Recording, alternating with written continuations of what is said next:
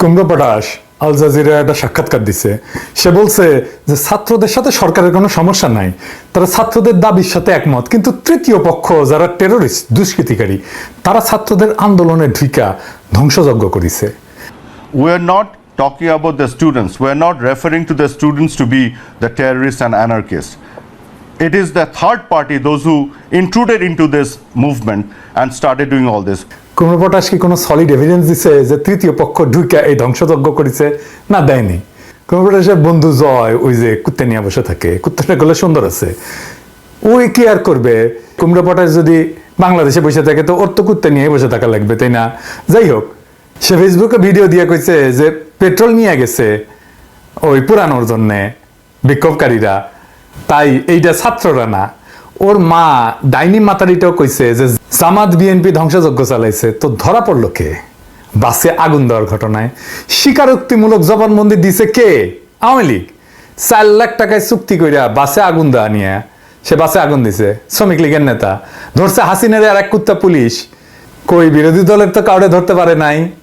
আর কুমড়ো পটাশ বলে তৃতীয় পক্ষ, আওয়ামী লীগে হইতেছে তৃতীয় পক্ষ। আবার হাসিনা কইছে যে চারিদিকে আগুন, টেলিভিশন ভবনে যখন আগুন লাগানো হইলো দমকল কর্মীরা আসছে তাদের ঢুকতে দেবে না, তাদের গাড়িতেও নাকি আগুন দেওয়া হয়েছে, পুলিশ সাহেব কাউকে ঢুকতে দেবে না, আগুন নাকি দাউ দাউ করে জ্বলছে। তো সেজন্য বলছে যে হেলিকপ্টার পাঠাইছি সেজন্য, পানি ছিটানোর জন্য। কারণ অনেক ভবনে আগুন দেওয়ার পরে ছাদে যায় নাকি হাহাকার করছে, হেলিকপ্টার দিয়ে তাদের উদ্ধার করা হয়েছে। মানে হেলিকপ্টার কেন পাঠাইছে সেটা বলতেছে, হেলিকপ্টার থেকে যে গুলি করছে সেটা কয় না। আসেন আমরা দেখি কিভাবে উদ্ধার করেছে হাসিনার র্যাব। দেখেন,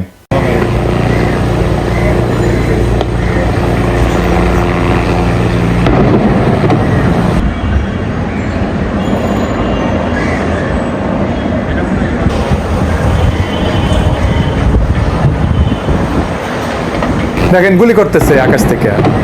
হাসিনা মুখ খুললে 100টা মিথ্যা কথা না বলে থামে না।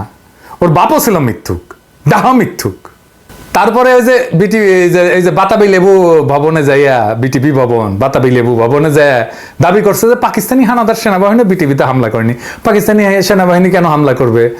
কারণ ওই সময় পিটিভি ছিল, ওইটা পাকিস্তান টেলিভিশন, ও তো হানাদার বাহিনীদের প্রচার যন্ত্র ছিল। ও কেন হানাদাররা পাকিস্তানি বাহিনী কেন হামলা করবে?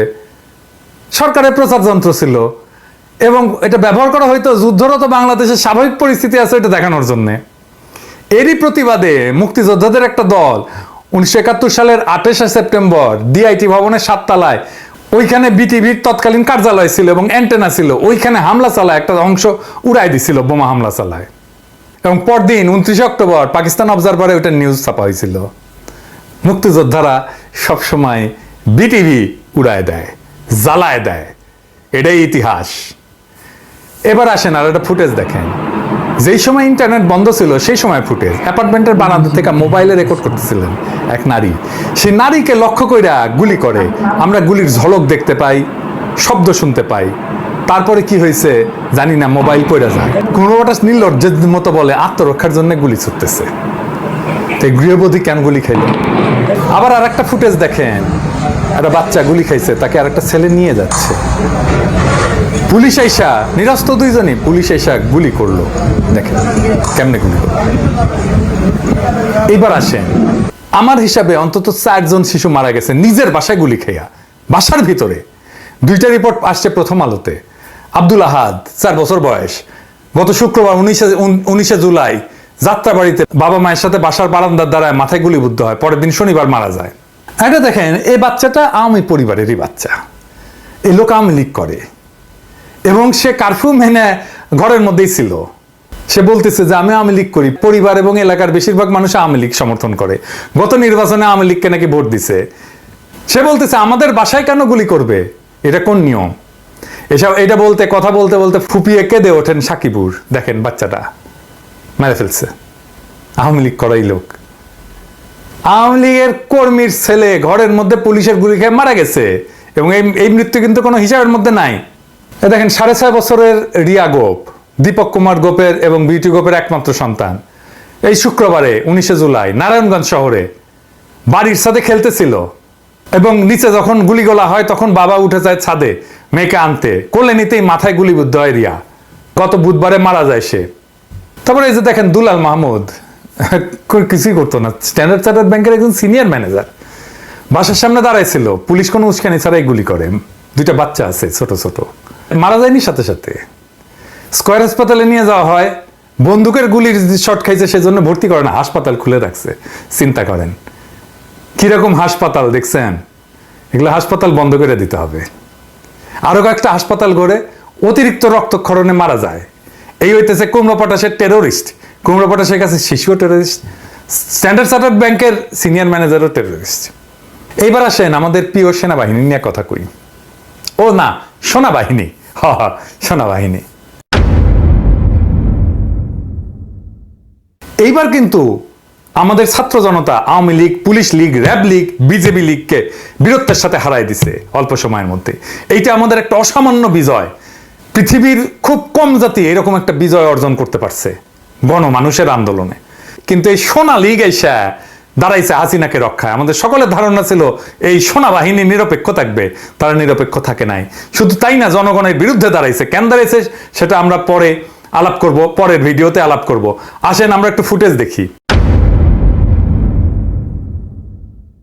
ওবায়দুল কাদের কইছিল দেখা মাত্র গুলি করার নির্দেশ দিছে।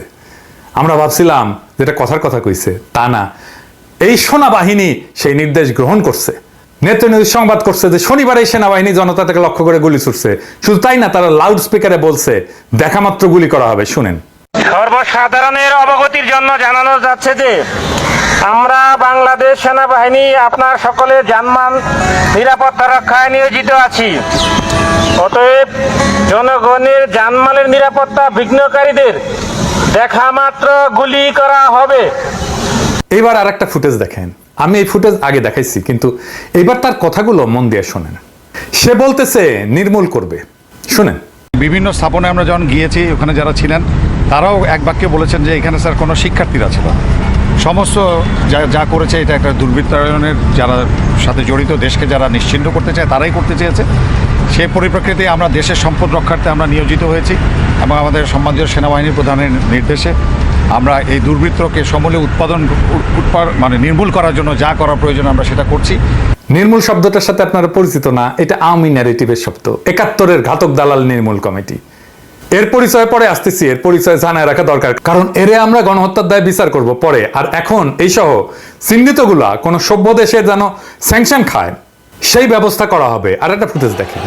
এই ফুটেজে দেখা যাচ্ছে ভারী অস্ত্র সজ্জিত সেনাবাহিনীর পদাতিক সেনারা বিক্ষোভরত ছাত্র জনতার উপর একজন ম্যাজিস্ট্রেটের নির্দেশে গুলি ছুটতেছে। এখানে সেনাবাহিনীর মেজর পদবীর একজন কর্মকর্তা দেখা যাচ্ছে। কিন্তু এই যে দেখেন, মোহাম্মদপুরে 20শে জুলাই।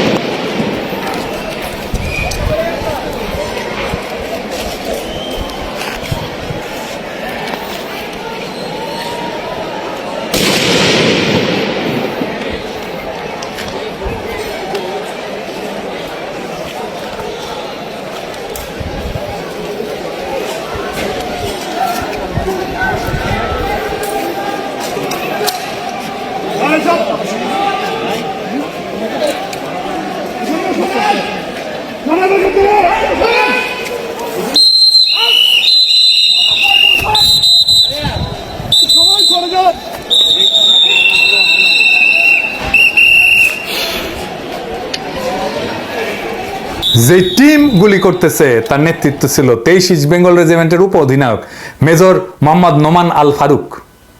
যদিও গুলির নির্দেশদাতা ম্যাজিস্ট্রেট, কিন্তু সেনা দলের দায়িত্বপ্রাপ্ত কর্মকর্তা হিসেবে দায়ভার মেজর নোমানের উপরে বর্তায়। এর বাড়ি ঘর দৌড় কোথায় সেটা আমাদের জানা দরকার।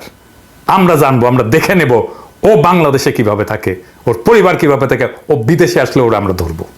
গণহত্যার দায় ফুটেজ আছে। ঢাকা শহরের বিভিন্ন জায়গায় ব্লক রেড দিয়া, মানুষের বাসায় বাসায় দেয়া, স্কুল কলেজ বিশ্ববিদ্যালয়ের শিক্ষার্থীদের গ্রেপ্তার করা হচ্ছে। বিভিন্ন সূত্রে আমরা খবর পাইছি, রামপুরা, বনশ্রী, বাড্ডা, বসুন্ধরায় এসব এলাকায় বিচ্ছিন্নভাবে গোলাগুলির তথ্য পাওয়া গেছে। এবং সেনাবাহিনীর সদস্যদের সামনে এই সমস্ত ধরপাকড় চলতেছে, সেনাবাহিনী উপস্থিত থাকতেছে, যারা ধরপাকড় করতেছে তাদের নিরাপত্তা নিশ্চিত করার জন্য। এবং এই মুহূর্তে রাজধানী ঢাকায় এই অভিযানে 14 স্বতন্ত্র ইঞ্জিনিয়ার্স ব্রিগেড এবং 46 স্বতন্ত্র ব্রিগেডের সদস্যরা অংশ নিচ্ছে। এই দুইটা ব্রিগেডের ব্রিগেড কমান্ডার হিসেবে দায়িত্ব পালন করতেছে ব্রিগেডিয়ার SM জাকারিয়া হোসেন আর ব্রিগেডিয়ার জেনারেল ইমরান হামিদ। ওই যে একজন কথা কইতে দেখছেন, এটা হইতেছে ইমরান হামিদ। একজন 29 লং কোর্সের, একজন 31 লং কোর্সের। যথাসময়ে এই দুইজন ব্রিগেড কমান্ডারের বিচার হবে। এরা বিদেশের মাটিতে কিভাবে আসে সেটাও আমরা দেখে নেব, এবং এদেরকে কিভাবে স্যাংশন দেওয়া যায় সেজন্য আমরা কাজ করব। একটারেও ছাড়বো না আমরা। গতকাল যে টুনার গল্প বলছিলাম, এটা আর একবার একটু শোনেন, তাইলে আবার মনে পড়বে। গত দিনের ভিডিও থেকেই শুনেন। ছবির ছেলেটা আমার ভাই, ও নিষ্পাপ। সবাইকে জানাতে চাই সে কখনো কারো ক্ষতি করেনি। এই টুনার খুনিরে পাওয়া গেছে। কয়েক ফুট দূর থেকে হত্যার উদ্দেশ্যে সরাসরি গলায় গুলি করে খুন করা হয়েছে 19 জুলাই 2024। গুলি করছে পুলিশের সহকারী পরিদর্শক SI সাব ইন্সপেক্টর শাহরিয়ার। সে তার সহকর্মীর কাছ থেকে চাইনিজ টাইপ 56 SKS রাইফেলটা নিয়ে 15 থেকে 20 ফুট দূর থেকে সৈকতকে লক্ষ্য করে সম্পূর্ণ বিনা কারণে গুলি করে সরাসরি। এই SI শাহরিয়ার ছাত্রলীগ থেকে আসা পুলিশের কোটাধারী। দেখছেন, এই SI শাহরিয়ারের ছোড়া বুলেট সৈকতের গলা F4 করে বাইরে যায় এবং ঘটনাস্থলে প্রাণ হারায় এই তরতাজা তরুণ মাহমুদুর রহমান সৈকত। ওরা একজন জিজ্ঞেস করছে, মানে ওই শাহরিয়ারকে জিজ্ঞেস করছে একজন গোয়েন্দা সংস্থার লোক, যে কেন গুলি করলেন? তো বলতেছে, দেখেন নাই ছেলেটা আমাদের কাছে ডিস্টার্ব করতেছিল। এই খুনিকে চিনে রাখেন, এর পরিবার পরিজনকে শনাক্ত করতে সাহায্য করেন, আমাদেরকে জানাবেন। ওরও ভাত নাই, বাংলাদেশেও নাই, দুনিয়াতে কোথাও নাই। এইবার আসেন আমাদের এই লড়াইয়ে আর কি কি অর্জন হয়েছে সেইটা একটু আলাপ করি। আমরা কি কেউ জুলাই মাসের 10 তারিখে অনুমান করছিলাম যে হাসিনার সকল বাহিনীকে আর এক সপ্তাহের মধ্যে লজ্জাজনক পরাজয় বরণ করতে হবে? ভাবি নাই। এই তারুণ্য রুখে দাঁড়াবে এইভাবে? ভাবি নাই। বাংলাদেশের ইতিহাসে এই রকম রিভোল্ট, এই রকম বিদ্রোহ আর হয় নাই। বিপ্লব এরকমই অকস্মাৎ, যে দেশের তারুণ্য পুরোটাই শাসকের বিরুদ্ধে চলে যায়, সেই শাসকের দিন ঘনায় আসছে। আমরা দেখতে পারতেছি এই দানবকে পরাজিত করা সম্ভব। আমরা দেখতে পারতেছি হাসিনার পুলিশ, র্যাব, বিজিবি সকলকে একসাথে পরাজিত করা সম্ভব। আমরা এটা জানি। এরপরে সেনাবাহিনীকেও কিভাবে পরাজিত করতে হবে, এই দানবকে আমরা পরাজিত করবই। আজকের এপিসোডটা আর একটা গল্প নিয়ে শেষ করি, শহীদ শাকিল পারভেজকে দিয়ে শেষ করি। শাকিল পারভেজ ছিল মানারতের BBA ছাত্র। তার প্রোফাইলে লেখা ছিল সে বৃষ্টি ভালোবাসতো আর নিজেকে বলতো হাসির ফেরিওয়ালা। তার সেই উজ্জ্বল হাসি, মনের শক্তি, সবকিছুই যেন একটা আশ্চর্য গল্পের মতো। গুলি খেয়ে হাসপাতালে ইমার্জেন্সিতে যখন শাকিল ভিডিও করতেছে, তখনও সে হাসতেছিল। কি অসাধারণ জীবনবোধ দেখেন।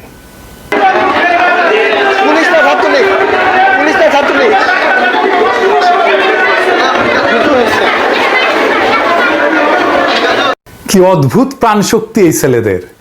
এমন আত্মার শক্তি কোনো বলয়ের মধ্যে বাধা থাকে না। তার মধ্যে জীবনবোধ ছিল, দর্শন ছিল, প্রাণ শক্তি ছিল, ভালোবাসা ছিল। এই সব কিছুই যেন বৃষ্টির ধারার মতো অবিরত ঝরছে। দেখেন তার কথাগুলা। এই রক্তাক্ত নগরীতে আবারও বৃষ্টি নামবে, যেই বৃষ্টিতে ভেজার কথা ছিল শাকিল পারভেজের, যার মুখে নিত্য হাসি লেগে থাকতো। শুধু নিজের মুখে না, গোটা দেশের মুখে হাসি ফোটাতে ব্যস্ত ছিল সে। কিন্তু আজ তার সেই প্রফুল্ল হাসি চিরতরে মুছে গেছে ঘাতকের বুলেটের আঘাতে। দেশবাসীর মুখে হাসি ফোটানোর দাবিতে শাকিল তার নিজের হাসি বিসর্জন দিছে। শহীদ শাকিল পারভেজের প্রোফাইলে লেখা ছিল, অমর হতে চাই।